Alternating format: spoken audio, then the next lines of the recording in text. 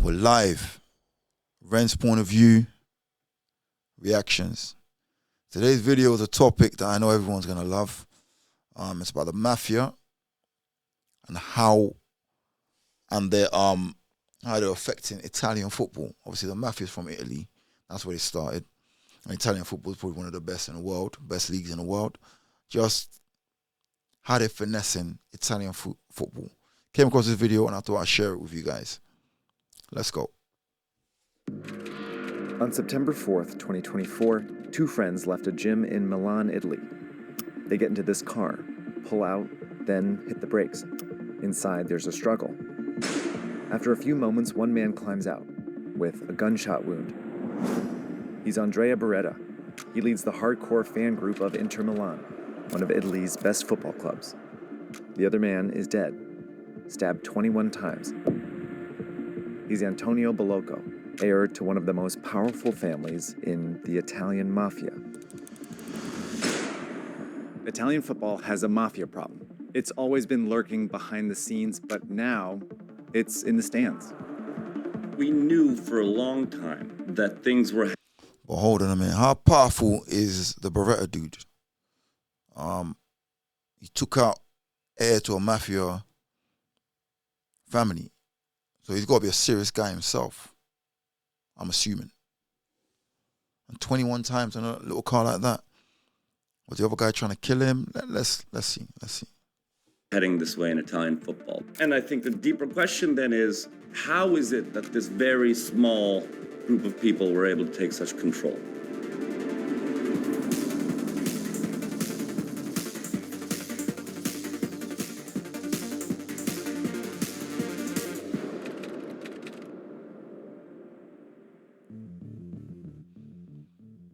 Now, you've probably seen The Sopranos, or Goodfellas, or The Godfather. They're all stories of American offshoots of the original mafia group, the Cosa Nostra. The group originated in rural Sicily during the 1800s. It began as gangs of men hired to protect farmers and cattle herders from bandits. But it evolved into a network of clans that extorted businesses for money. They pledged oaths of loyalty, followed a code of silence, and eliminated anyone that crossed them. Around the same time, two similar mafia groups emerged. The Camorra in Campania and the Ndrangheta in Calabria. These groups infiltrated nearly every business in their territories. A 2015 study found that in two regions in southern Italy, the mafia was likely responsible for a 20% fall in their GDPs, and probably responsible for more in Sicily, Campania, and Calabria. Eventually, the mafia groups expanded into Italy's major cities, where they competed for territory. Even clans within the groups fought each other.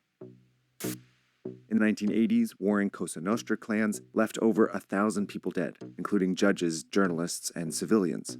It led to the arrests of hundreds of mafia members. The largest trial in Italian history began today in a Palermo, Sicily courtroom. The authorities, they say, are fighting more than the mafia. They're fighting tradition. These wars weakened the Cosa Nostra, but gave an opportunity to the Ndrangheta. The group was notoriously violent, but when it saw how violence attracted police attention, it switched to a more subtle strategy.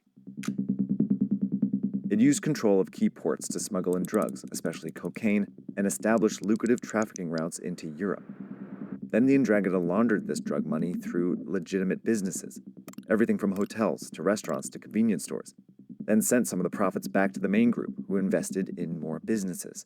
Rinse and repeat. The Ndrangheta used this model to spread farther than any mafia group ever dreamed of. It established power bases in major cities, especially Milan.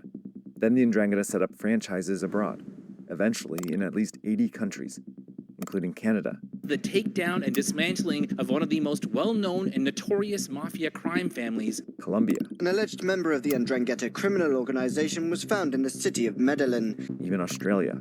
51 organised crime clans, 14 confirmed as Ndrangheta, some taking their orders from the godfathers in Italy. The Ndrangheta are now one of the biggest criminal organizations in the world, making an estimated $60 billion a year, and it's always looking for more. Wow. I'm sure you've noticed professional football is flush with money. Well, the mafia did too. So this story took a ton of research, took me all over the internet, and one thing I've noticed since starting SP is that I'm getting a ton of those spam texts and spam emails. Thankfully, I'm managing my risk thanks to my subscription to Incogni. Incogni keeps all my personal information safe and secure no matter where I go on the internet, and I'm thrilled to have them sponsor this week's episode. Now, there's these things called data brokers. They take your personal information that you give out on the internet, your logins, your emails, your addresses, even your social security numbers, and they sell them to businesses. But that's exactly how that information ends up in the hands of criminals. Now, these data brokers also sell your information to marketing agencies. That's what leads to those spam texts and emails. Here's the thing though, we can take that information back. It would just take years to do it on our own. That's exactly where Incogni steps in. They'll do it for you, and it takes 3 easy steps. First, you create an account, and you tell Incogni exactly whose information you want them to remove. Next, you give Incogni the right to work on your behalf. They'll contact those data brokers and request the information be removed. Third step is the easiest and my favorite. You sit back and let Incogni do the work. If any data brokers object, Incogni is going to handle it and keep you informed all along the way. So here's the deal. Right now, if you go to incogni.com/searchparty, and use the code SearchParty, you're going to get 60% off their annual plan. That's incogni.com/searchparty. The code is SearchParty. I've been using Incogni now for 2 years. I love it. There's no going back for me. If you want to keep your personal information safe and you want to support SearchParty, this is a great way to do it. So incogni.com/searchparty. Thanks again to Incogni for continuing to support our work here. Now I'll take you back to the sports part of this story. Italians love football. They're some of the most passionate fans in the world, and the atmosphere at an Italian football match is unlike anywhere else. But for as long as the Italians have loved football, the Mafia has profited from it. The Mafia has ensnared some star players. Think of Diego Maradona hanging out with the Camorra when he played for Napoli. The Mafia are also behind Italy's countless match-rigging scandals. In the I'm not gonna lie. When I was a kid, I always thought the Mafia had a hand in this. Remember Roberto Baggio's penalty on the World Cup? I just thought that there's no way that guy was going to miss that. And he just missed the whole goal as well. World Cup final. Like, 100% someone was squeezing him, leaning on him, or he didn't look like he got paid off, but he might have got paid, like, real money. Like, that bet would have been, like, worth. Imagine him missing a penalty at that point in his career in the World Cup final. That bet would have been worth stupid money. Like, I always doubted that. I'm not going to lie. I might be wrong. Roberto Baggio, apologies if I'm wrong, but I always thought that. In the 90s and 2000s, the Mafia even started to own some football clubs. Camorra clans owned 2 clubs in Campania, and Ndrangheta clans owned at least 4 in Calabria. These were small clubs the Mafia owned primarily to garner prestige and loyalty with the people in their territory. But as the Ndrangheta grew into an international criminal organization, their ambition grew too. Europe's top football clubs were generating hundreds of millions of dollars a year. And 2 were in Italy's richest city and Ndrangheta power base, Milan. AC Milan and Inter Milan are very successful, very popular, and they're also bitter rivals that happen to share a stadium, the San Siro. Trying to own these clubs would be far too brazen for the Ndrangheta, but the Mafia group could tap into the millions of dollars that swirl around the clubs. Walk towards the San Siro and you'll see cash everywhere. There's merchandise for sale, beer for sale, food, parking, and of course, tickets. Juicy targets for the Ndrangheta. But the stadium is the territory of 2 powerful organizations, the Ultras. If football is a religion, the most devout Orthodox people of this religion are the Ultras. Martino spends time with Ultras all over the world. But he doesn't call himself a journalist. I much more try and dance around the idea of football anthropologist. Ultras are responsible for the songs, banners, and flares at every match. But in Italy, Ultras stand for much more than a football club. Ultras originally were a way of kind of revendicating the city-state identity of Italy, which existed before its unification in the 1860s and 70s. Ultras became a way of being hyper-proud and hyper-identified with your local traditions and customs. That hyper-identity can lead to some extraordinary things. Ultras groups give their members a sense of identity, a sense of belonging. They even act as community organizations in some cases. Ultras groups are also crucial in standing up for fans' interests with the club, and not always in the way clubs appreciate. It's not been uncommon historically for ultras to come and demand a conversation with the coach. But the ultras also have a dark side. Some ultras groups are known for violence, use racist language, adopt radical politics, and some even get involved in crime. Milan's ultras comprise dozens of different groups, but around 2022 they were roughly organized under two banners. AC Milans were known as the Curva Sud, and Inters were known as the Curva Nord. Each was led by a powerful boss, so the Ndrangheta's plan was simple. Take control of the ultras, then take control of the San Siro. For years, the boss of Inter's ultras was Vittorio Boiocchi. He was nicknamed the Uncle and was beloved by his fellow ultras, but he had also served 26 years in prison for drug trafficking, robbery, and kidnapping. As head of Inter's ultras, So the ultras sound to me like basically some of a form of mafia. Obviously based around football, but if that's the leader of the ultras, right, let's see where this goes. Boiocchi added corruption. He got the club to give him thousands of free tickets, but instead of passing them on to his members, Boiocchi set up a network of scalpers to sell them for a huge profit, then pocketed the money himself. Around 80,000 euros a month, he once bragged. Wow. Demonstrating just how easy it was for an ultras boss to make money. But suddenly, in 2022, Boiocchi was killed.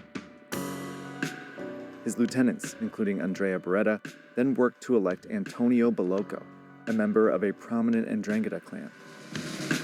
And just like that, the Mafia were in. First, Bellocco and Beretta demanded more free tickets. When Inter made the finals of the UEFA Champions League tournament in 2023, Bellocco's lieutenants reportedly threatened to cause problems unless the club coughed up 200 more tickets.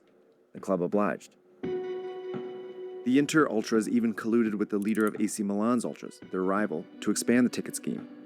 Next, they seized control of the parking, food stalls, and merchandise shops around the stadium, earning them millions of euros that they reinvested into more criminal enterprises. In just 2 years, the men turned the San Siro, the heart of Italian football, into the Ndrangheta's newest franchise. That's just straight up extortion on a different scale. Different scale. These guys ain't messing about. We can't have anything nice. Every time there's a beautiful thing that emerges from this complicated, culturally rich place, this evil, cancerous little of a mafia institution comes in and compromises all of it. But like in many mafia stories, this one ends with betrayal. Bellocco and Beretta didn't want to share this empire. Tensions grew between them until suddenly they reached a boiling point. Once Beretta killed Bellocco, the Italian police saw a chance to crack down on Italy's ultras. In June, 19 ultras were found guilty of crimes, including murder, extortion, and criminal association with the Ndrangheta. Beretta is not only guilty of murdering Bellocco, but he admitted to ordering the hit on Boiocchi too. After cooperating with police, he received only a 10-year sentence. The leader of AC Milan's ultras will serve 10 years too. Inter's manager and one player served a one-game suspension for having contact with some of these ultras. But the clubs received 50,000 euros each for, quote, the effect the scandal had on their reputation. Meanwhile, Italian police are investigating ultras groups in several Italian cities, and they have plenty of reasons to. In 2018, police discovered the Ndrangheta had infiltrated Juventus ultras. In 2019, the leader of Lazio's ultras was assassinated, and there continue to be allegations that some ultras groups of Napoli are linked to the Camorra. The scandal in Milan may be the last straw. It's put Italian ultra groups in a bind. On the one hand, they have the Mafia, who just keep proving how easy it is to infiltrate them. Power corrupts. These people have completely compromised on the values of what I see as being an ultras. And Yeah, this looks like just the cost of doing business in Italy. Like, you can't go there and make money. That's what it sounds like to me. Somebody's got to get paid. You know, you talk about checking in. if you're about to do business there, you got to check in with one of these guys. If you don't, yeah, there's a problem, isn't it? Spoiled it for the rest of us. And on the other hand, they have the clubs, who are more than eager to silence the Ultras groups once and for all. AC Milan and Inter are reportedly rejecting hundreds of season ticket requests by Ultras members.